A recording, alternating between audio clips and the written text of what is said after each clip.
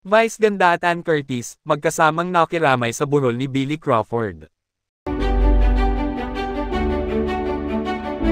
Emosyonal na muling nagkasama sina Vice ganda at Ann Curtis sa burol ng kanilang malapit na kaibigan at kasamahan sa showbiz na si Billy Crawford. Ang dalawa, na matagal ng kaibigan ni Billy, ay nagpakita ng kanilang pakikiramay sa pamilya at nagbahagi ng masasayang alaala kasama ang yumaong kaibigan.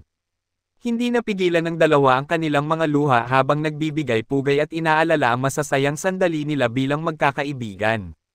Sa harap ng mga nakikiramay, ikinwento ni Vice kung paano siya natulungan ni Billy sa maraming bahagi ng kanyang karera at personal na buhay.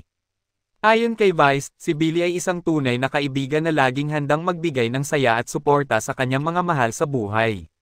Si Billy, hindi lang basta kasamahan sa trabaho, isa siyang kapatid sa akin, ani Vice sa isang maikling panayam sa burol. Samantala, si Ann ay nagbahagi rin ng kanyang saloobin, na inilarawan si Billy bilang isa sa mga pinakamaaasahan at mapagkakatiwalaang tao sa kanilang grupo. Aniya, si Billy ay nagbigay ng saya at inspirasyon sa kanilang samahan at hindi niya malilimutan ang masasayang alaala nila.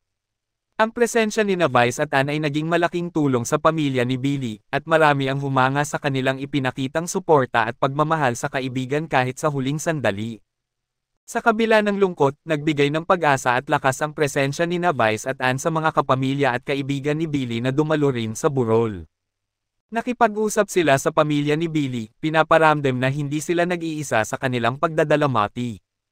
Ayon sa mga nakasaksi, kahit puno ng hinagpis, nagawa pa rin ni Vice at Ann na magbahagi ng mga kwentong nagpapakita kung gaano kasaya at kabuong puso si Billy, na nagdulot ng ngiti sa kanilang mga kaibigan kahit sa gitna ng kalungkutan.